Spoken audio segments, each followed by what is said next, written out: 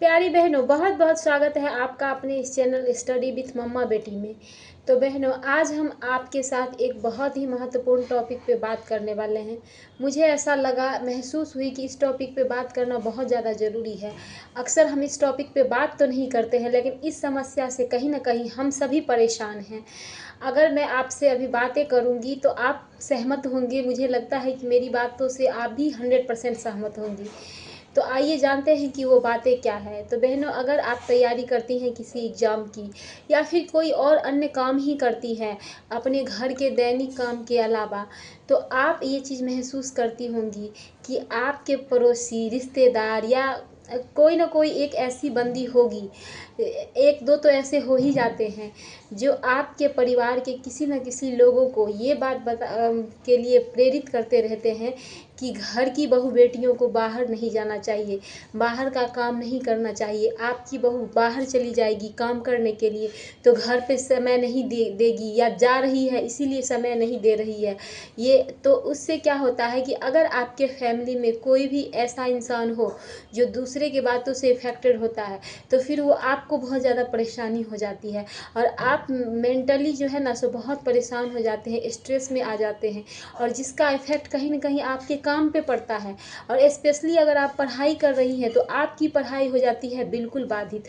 आप दिन रात सोचती रहती है उसी, और वो जो बोलने वाला बंदा रहता है वो बस एक लाइन बोल के निकल जाता है कि ये जो पढ़ाई ज़रूरी नहीं है, हमारे घर की बहू बेटी तो बाहर नहीं जाएगी, आपकी बहू बाहर जा रही है, ये अच्छी बात नहीं है। लेकिन सच्चाई जानते हैं दोस्तों, सच्चाई क्या होता है? वो जो बंदी होती है वो अपने घर की बहू बेटी को तो खूब आगे बढ़ाने की लाख कोशिश करती रहती है, लेकिन वो उसका एक काम होता है जहर घोलना दूसरों की ज़िंदगी में।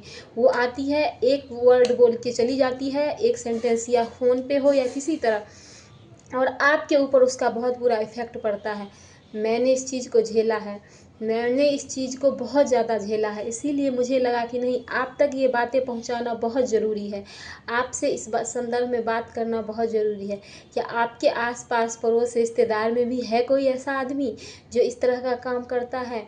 मैं बता दूं कि मेरी नियुक्ति जो है 2013 में हुई थी। मैं 2011 में बीटेट क्वालिफाई की हुई थी।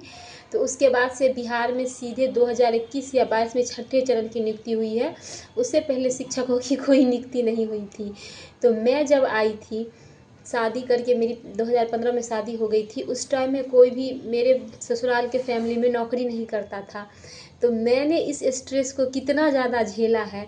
और जानते हैं, जो लोग उस टाइम में ये कहते थे कि मेरे घर की बहू बेटी तो काम नहीं करेगी, आपकी बहू काम कर रही है, आप उसके बच्चे संभाल रहे हैं, ये बहुत गलत है, बाहर नहीं जाना चाहिए, उन लोगों ने अब उसी टाइम में अपनी बहुओं को, अपनी बेटियों को बीएड का डिग्री करा रहे थे। और जैसे ही छठे चरण की नियुक्ति हुई और उनकी बहाली हो गई, उन्हीं का टोन सीधा अपोजिट हो गया।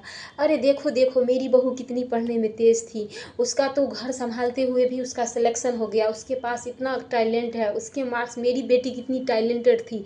तो अचानक से अब उसका टोन बदल गया। अब उसके मन में ये ख्याल नहीं आ रहे हैं कि जब मेरी बेटी जाएगी नौकरी करने तो उसके बच्चे कौन संभालेंगे, जब मेरी बहू जाएगी नौकरी करने तो उसके बच्चे कौन संभालेंगे, या फिर घर की बहू बेटियों को नहीं जाना चाहिए। तो ऐसे लोग जो होते हैं ना, वो बहुत ही खतरनाक होते हैं। इन लोगों से आपको एकदम सावधान रहना है। और मुझे ऐसा लगा कि नहीं, मैंने जो झेला है, मैं किसी दिन डिटेल में आपको बताऊंगी इस संदर्भ में बहुत सारी बातें, अभी इतनी बातें कहीं काफ़ी है। आपको वो लोग ऐसे हैं कि आपके परिवार के सदस्य को मोटिवेट कर लेंगे, इस तरह मोटिवेट कर लेंगे कि आप उनसे बच नहीं पाएंगे और आपका पढ़ाई इफ़ेक्टेड होगा ही होगा। तो मेरे साथ तो ऐसा हुआ कि उन्होंने इतना इफ़ेक्टेड कर दिया था कि एक टाइम में मुझे ऐसा लग रहा था कि मुझे जॉब छोड़ देना चाहिए।